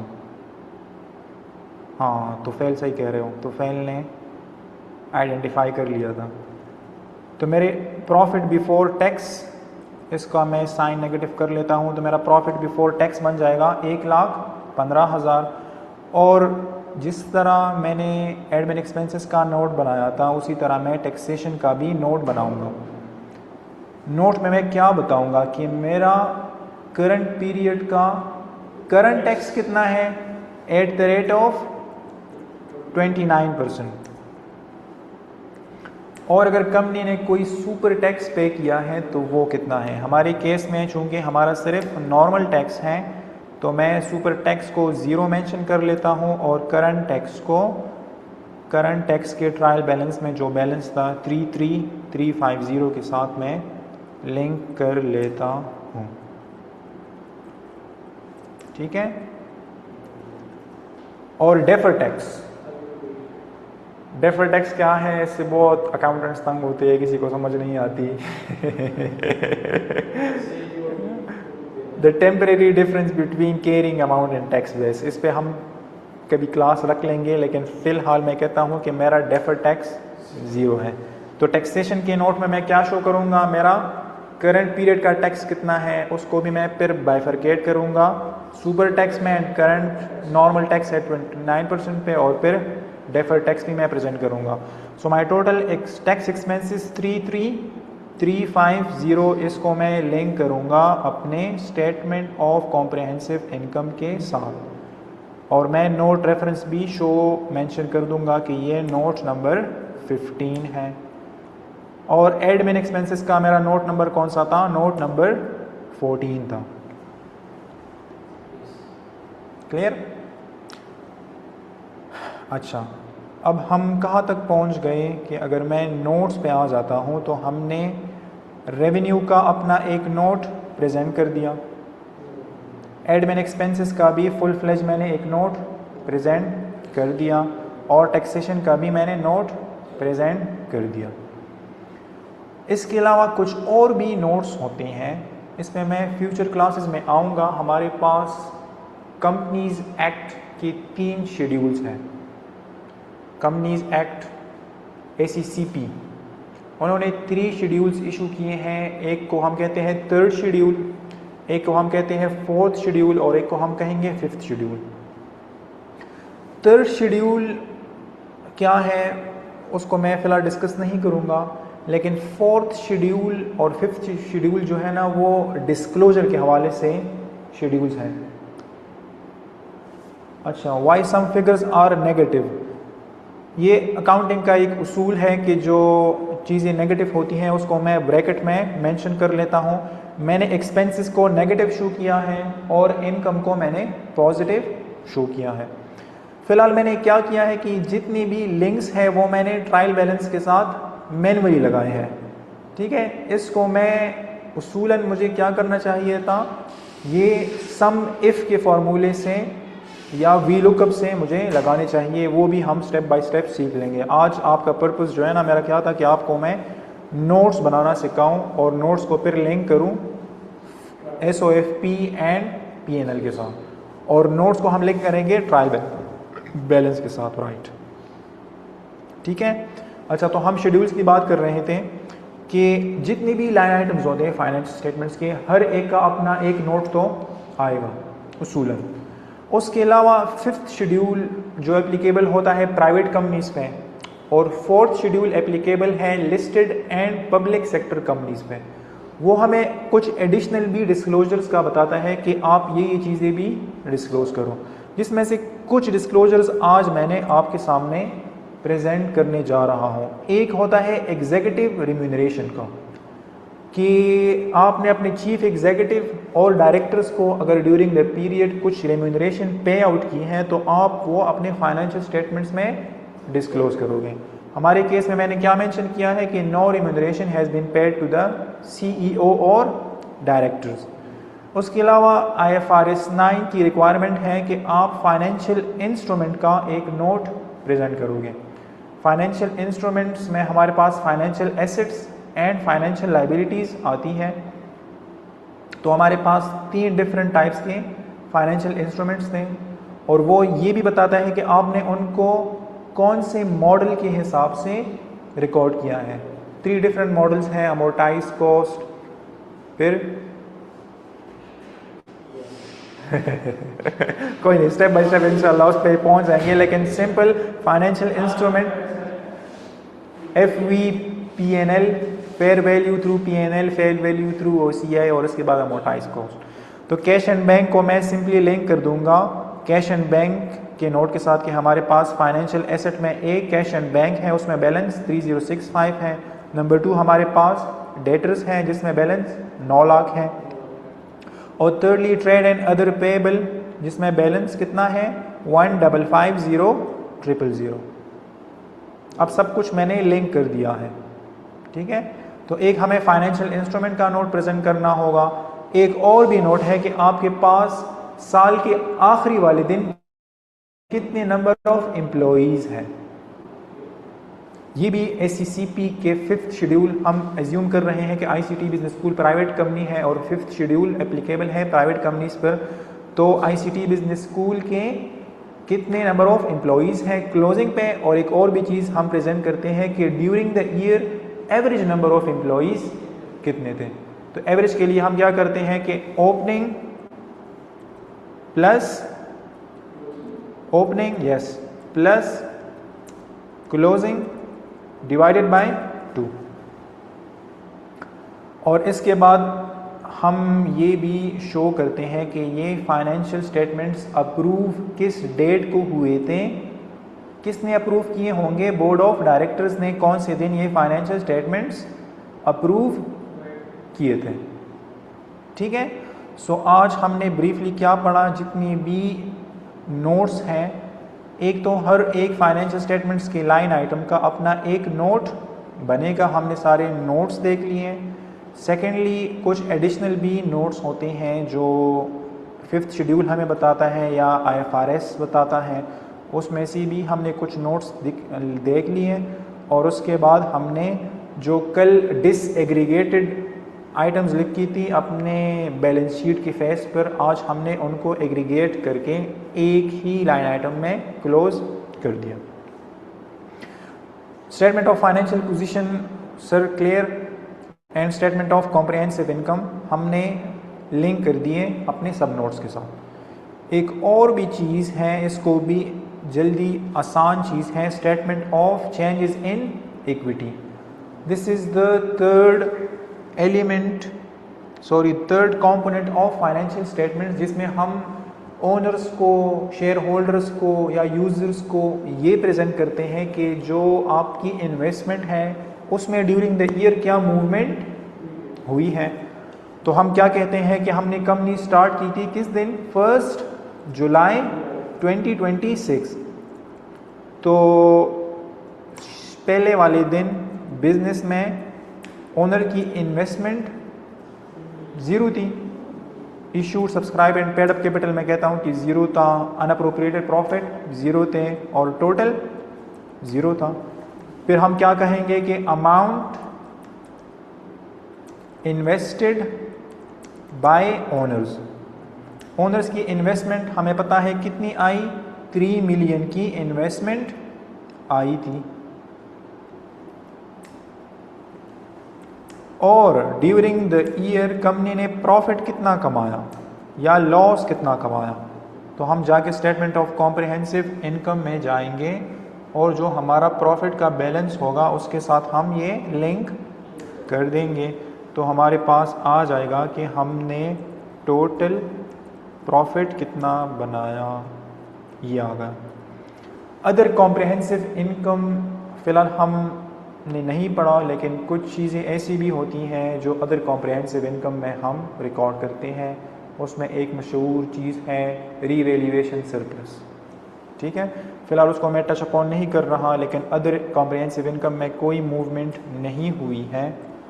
तो मैं क्या करूँगा कि इसको सम कर लेता हूँ, ताकि हमें पता चले कि हमारी जो इक्विटी है या जो हमारा शेयर कैपिटल है उसमें ड्यूरिंग द पीरियड क्या मूवमेंट हुई है।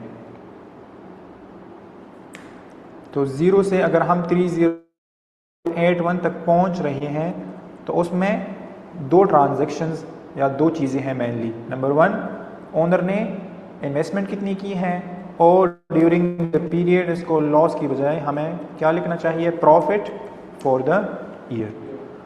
और statement of changes in equity ये हमेशा बनती है for the period, for the period हम मूवमेंट शो कर रहे हैं। इसी तरह जो statement of financial, statement of comprehensive income है, ये भी फॉर द पीरियड बनती है कि एक मंथ में मुझे बताओ कितना बिजनेस ने अर्न किया और कितने बिजनेस के एक्सपेंसेस इनकर हो गए। And number 3, statement of financial position हम प्रेजेंट करते हैं एज एट,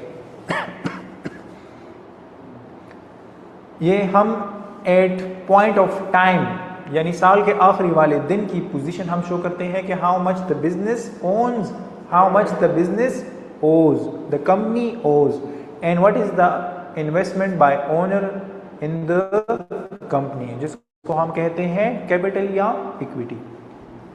ठीक है। एक और भी सर कंपोनेंट होता है जिसको हम कहते हैं स्टेटमेंट ऑफ कैश फ्लो। ठीक है। फिलहाल मैं क्या कर रहा हूँ, फिलहाल मैं ये कर रहा हूँ कि एक मिनट,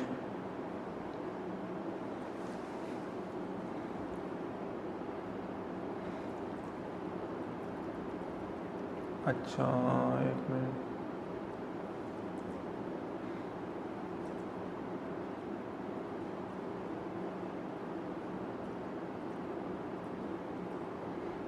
अच्छा यस, ये हमारे फाइनेंशियल स्टेटमेंट्स हैं। ठीक है। फिलहाल मैं क्या करने जा रहा हूँ कि एक वजह से मैं ये जो ट्रेड एंड अदर पेबल में मैंने टैक्स पेबल टू एफबीआर भी बुक किया था, फिलहाल इसको मैं रिमूव कर रहा हूँ और इसको मैं स्टेटमेंट ऑफ फाइनेंशियल पोजीशन में सेपरेट लाइन आइटम में फ़िलहाल शो कर रहा हूँ, टैक्स पेबल टू एफबीआर, जिसकी अमाउंट 333350। ट्रायल बैलेंस कहाँ गया, ट्रायल बैलेंस ये रहा, टैक्स पेबल मेरा था 33350। ये बताओ आज के लिए इतना काफ़ी है या मैं स्टेटमेंट ऑफ कैश फ्लोज भी समझा दूँ?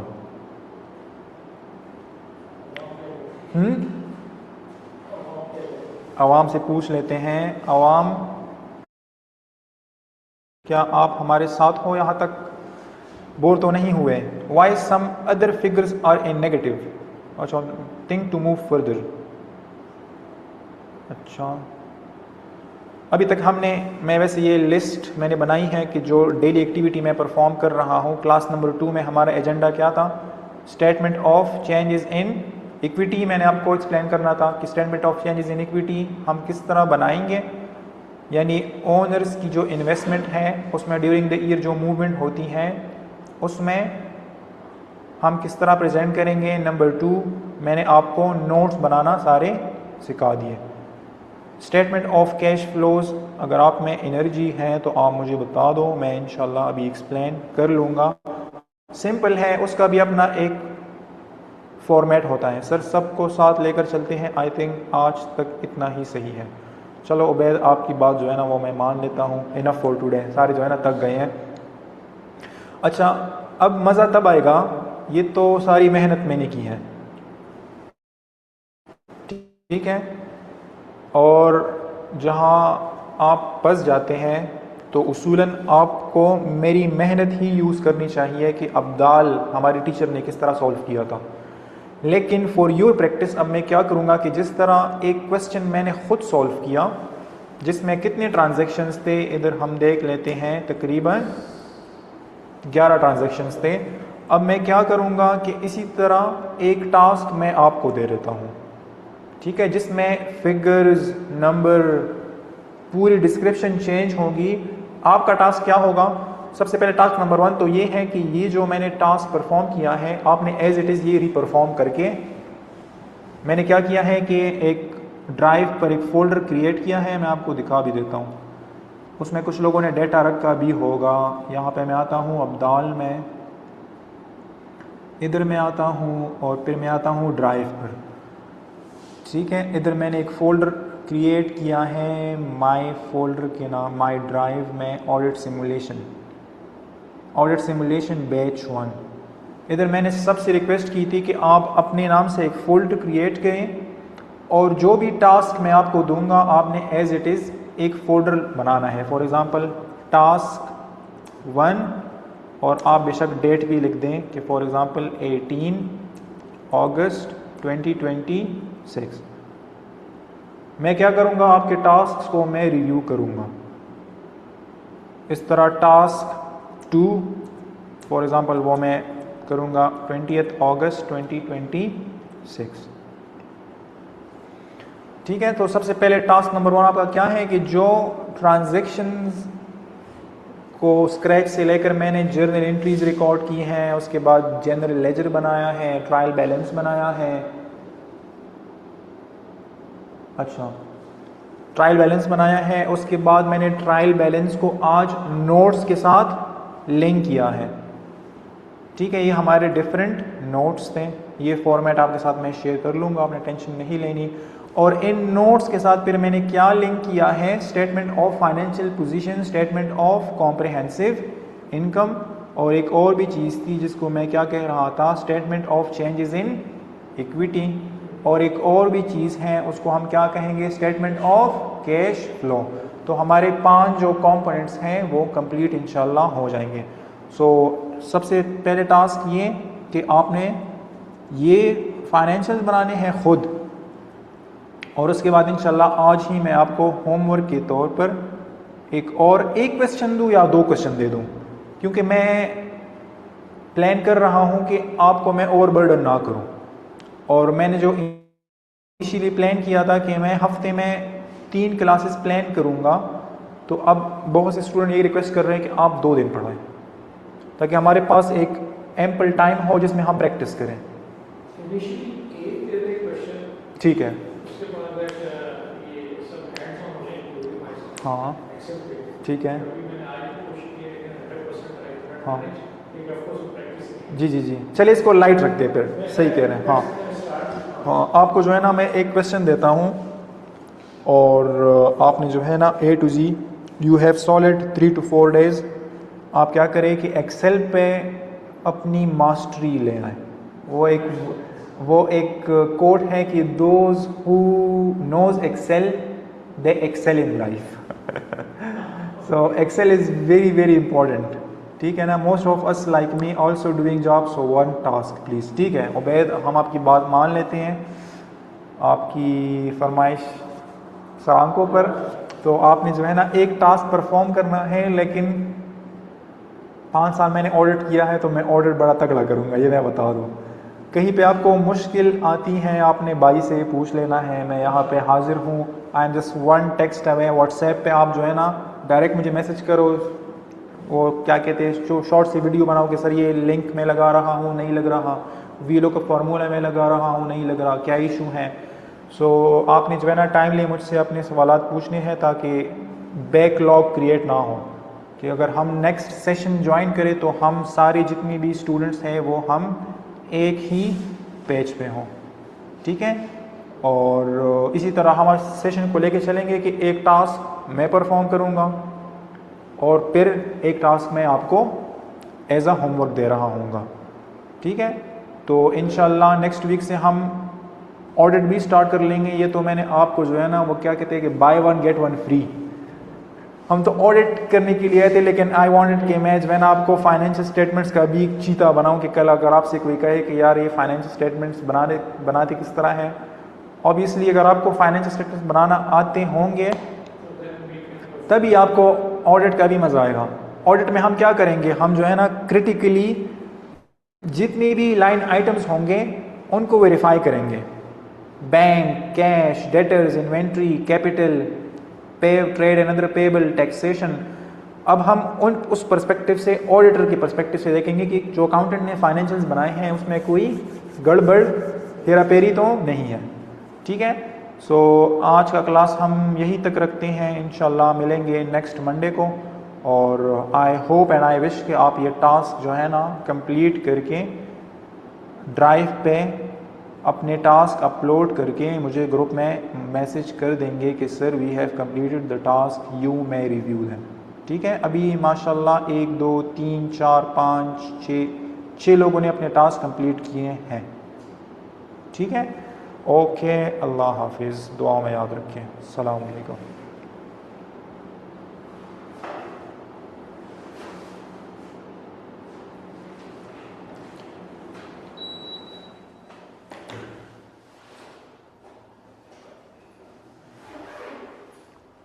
मैंने आपको सीवी व्हाट्सएप कर दी, सभी जोड़ कर दी।